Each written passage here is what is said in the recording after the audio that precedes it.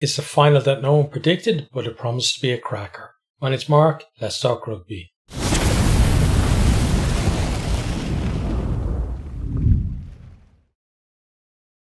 It's the big one, the Champions Cup final, Northampton Saints versus Union Bordeaux Begles. This one is on Saturday, May 24th. It's a 2:45 kickoff. It's at the Principality Stadium in Wales.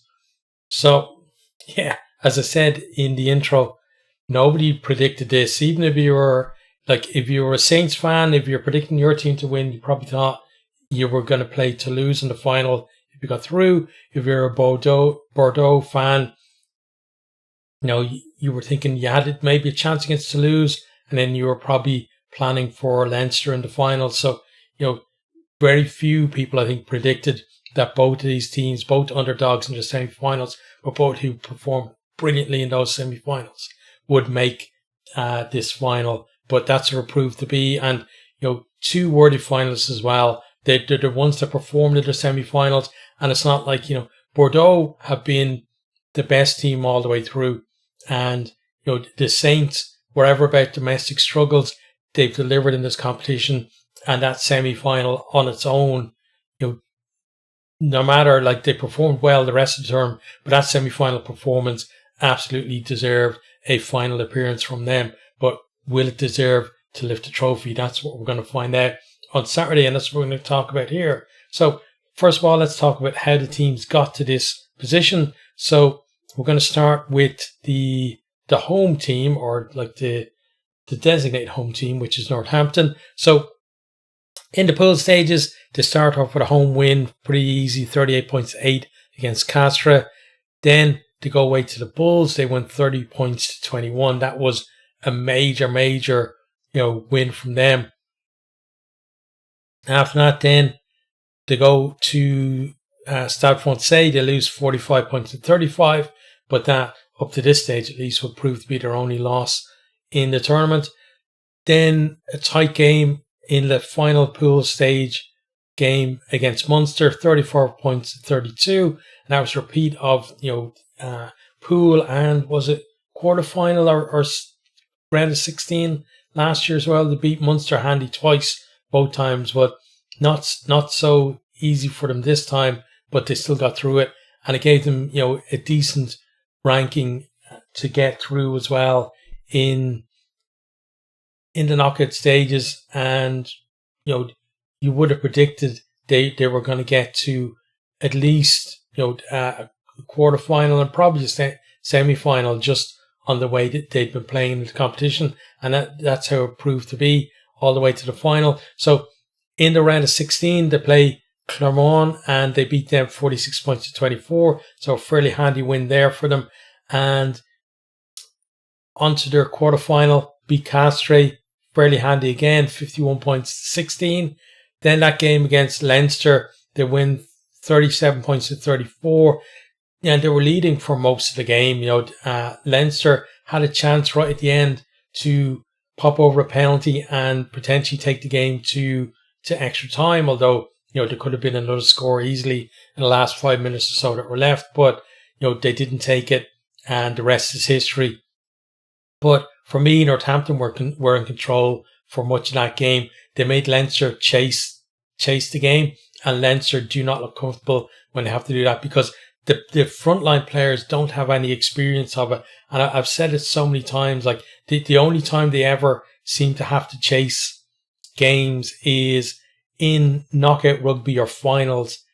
Other than that, these players, for Leinster, they're rolled out for a lot of the big games, the Champions Cup games, the knockout games as well, and then peppered in to the team throughout the season in the URC. But it's the guys that are level below them, the next team, who have more experience of kind of hardships, and especially going down to South Africa and stuff like that. And, that's one thing. I think if Leinster are going to improve in terms of handling that pressure, they've got to send the big guys down to South Africa. But this Northampton we're talking about, so nobody gave them a chance against Leinster. And it was the same last year, right? Nobody gave them a chance against Leinster last year. They came back within 3 points and almost beat them at Croke Park. Then this year, last year they were the team that came back and they ran out of steam. Whereas this year, they were the team who got the brilliant start and just pulled away. Leinster start coming back, but then Leinster were the team that ran out of steam. So fair play to Northampton. And that's kind of maybe a look towards this final as well, is that I think both of these teams are very good front runners, chasing games. They both have the ability certainly to chase games because they both have the backs to be able to score tries and bursts. And that's what you need to be able to chase a game. But still, they're both shown that they're very good at getting out into a lead and then just going tip for tat and keeping that kind of margin between them and the opposition. And maybe that's what Northampton are going to try and do. But I think both these teams, so much talent in their backlines that I think both of them are going to look for quick starts, maybe get, a few early tries in the first kind of 20 minutes or so. But we'll see. It might end up being a tight affair, but certainly if you look at their other performances, it's just looking like a kind of 30-odd to 30-odd kind of game rather than, early 20s to middle teens or something like that a tight game might be.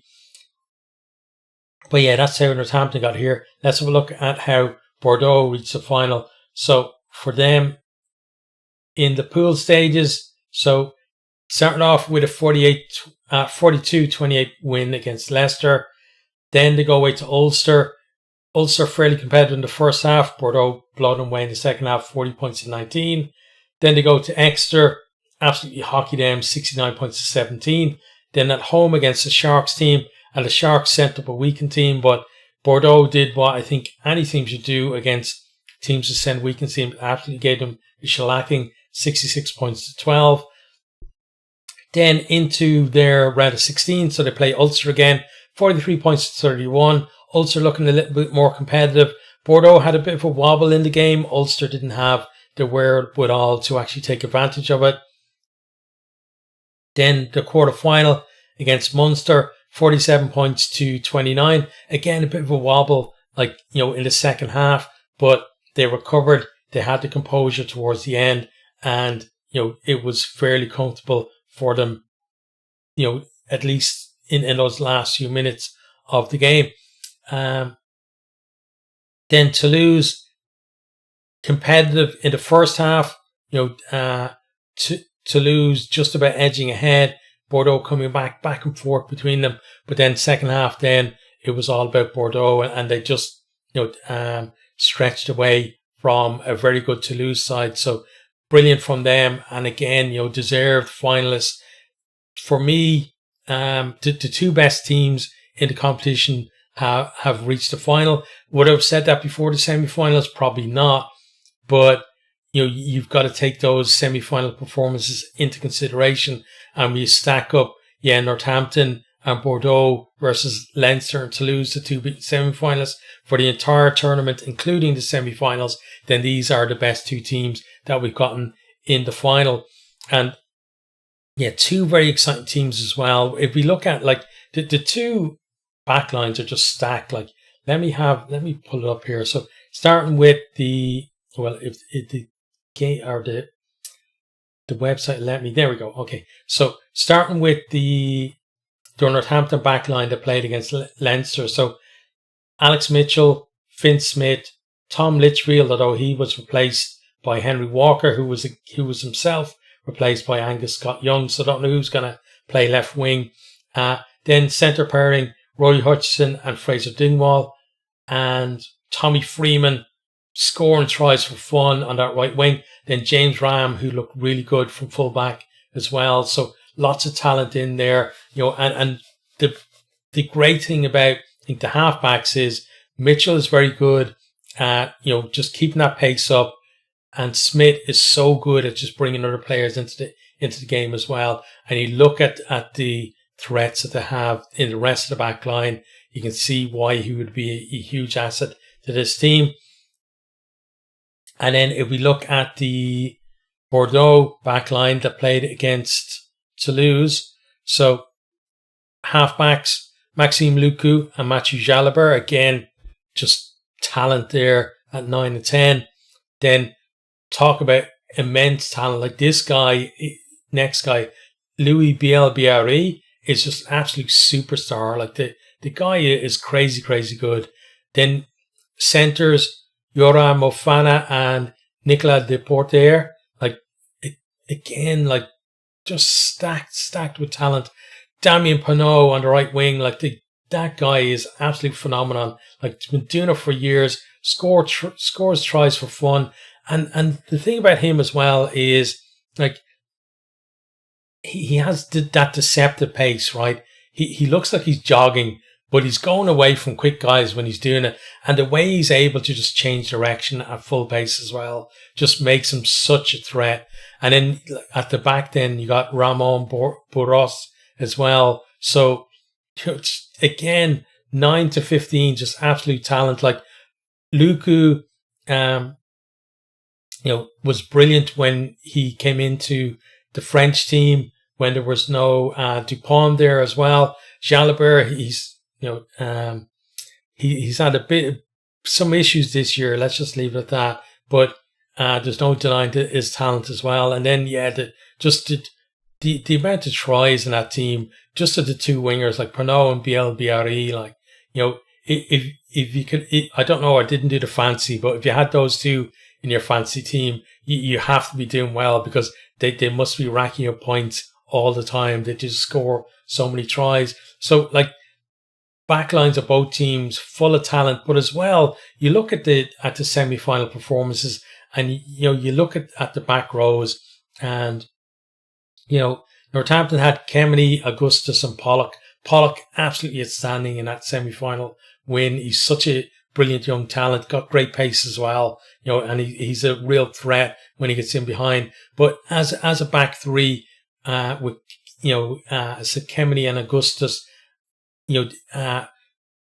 brilliant against that Leinster, that Leinster back row that have been winning plaudits all through the season. These guys were on top, brilliant threats at the breakdown as well. Then, set piece, going pretty well for them. You've got front row of who's Eogun, I think, and Langdon and Davison, I think, were the front row against Leinster, right? And those guys as well. And you got Alex Coles there in the second row. Maya Navanua as well in there with him too. So, and they all did their part in that semi-final. It wasn't just the backs shining. And that was the thing. That's what I said before that semi-final with Leinster, was that, Leinster had handled the English teams that they played, other than the first half against Bath, they handled them pretty easily through the tournament. But I said that Northampton, the difference with them is they have the backs to threaten, but they also have a pack who can deliver too, and this pack absolutely delivered in that semi-final. And then if we look as well at the Bordeaux pack, so you got Porot, Lamotte, and Balatia there in the front row. Those guys have set pieces decent, but really busy around the park as well. Then you got Coleman and Cesarou in the second row. Very good, getting up there, competing on the opposition line out and getting in, disrupting mauls, etc. And then again, back row was outstanding. Diaby, Samu, and Petit. Just as a unit, there maybe individually they're not big names the way that maybe Toulouse or Leinster have, for the most part, but as a unit, absolutely outstanding. They all kind of complement each other and work well together as well. So, it means between these two teams, again, there's not much in it. Like, you look at how things have gone through the tournament and you say, well, Bordeaux have been the form team all the way through, but they have had wobbles. And for me, it's about for me, Bordeaux are the favourites, but for Northampton to win, got to get a good start. And then if Bordeaux have another wobble, they have to be the team to actually take advantage of it. And, either if they're behind, get themselves ahead, or if they're slightly ahead, stretch that lead further out, because once Bordeaux recover, the tries are going to come back as well. So that's the very interesting dynamic in this game, is that you're probably going to have each team having little purple patches where they're going to score probably a couple of tries, and the game will swing one way, and then the other team will have a purple patch and score a couple of tries, swing back their way, etc. And it's about when you have a potential, at least when it's a game like that, is you've got to make the most when it's swinging your way, and then you've got to be so resilient when it swings the opposite way. And we saw with both of these teams as well, when they were under the cosh, the defence has stepped up, like Leinster going for that score right at the death against Northampton. Northampton were like, no, you're not getting it. We're not giving away penalties. We're not letting you over the line. We're going to hold you up. We're going to keep you out. Whatever we have to do, we're going to do it. And Bordeaux, the same. When they had those wobbles, they were able to just make sure that the opposition weren't scoring too many points.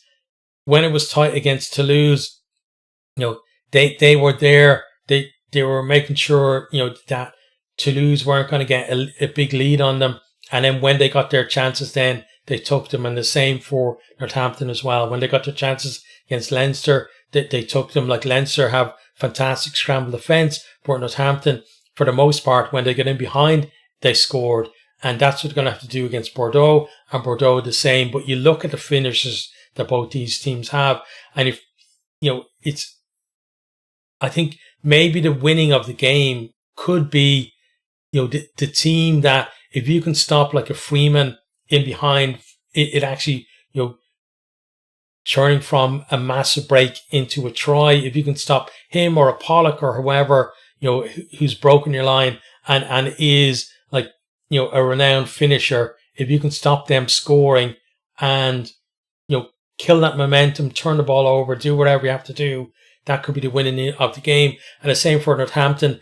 If, a Pinot or a BLBRE makes a massive break and they're looking like a dead cert try, if you can put in that last ditch tackle that sticks them into touch, forces a knock on, whatever, and save that try, that again could be the winning of a game that's promising to be fairly close on the scoreline, and again maybe back and forth either way. So those are the kind of stakes that are involved in this one. So we've had a chat about pretty much everything. Now it's about what's my prediction for the game. Well, first of all, I'll tell you who I'm going to be cheering for. So I'm going to be cheering for Northampton, and I'm going to tell you the reason why I'm cheering for Northampton. It's because last year, I talked about it before actually, when Northampton came to Dublin to play against Leinster, I met some, they were actually a couple, couple from Northampton, big fans. We chatted about the game, and just rugby talk back and forth, just sharing the joy of the rugby. And even though they lost the game, they were still very magnanimous. No kind of sour grapes with them or anything like that. Like just enjoyed. They said that they enjoyed the game. Brilliant atmosphere there, and just that their team couldn't quite do it. So for me, that's my motivation, to hoping that Northampton do it this year for them, and they can have a fantastic day on Saturday. But let's talk about who I think is going to win the game is the other thing. I think that Bordeaux are probably going to win the game simply because, again, I think they've been the best team all the way through the tournament, and they've shown that they can cope with those wobbles. Now, a proviso to that is I don't think they've, even Toulouse weren't brilliant in the second half in that semi-final, but I don't think they've come across a team who, when they had that wobble, were able to take advantage of it completely. Now, part of that is obviously down to Bordeaux, but part of it was down to the opposition as well. So my hope, as somebody cheering for Northampton, is Northampton are going to be the team to take advantage of that. But as I said, my prediction is a Bordeaux win, but I'm cheering for Northampton. Okay, so that's a preview of the final. Let me know what you think down in the comments.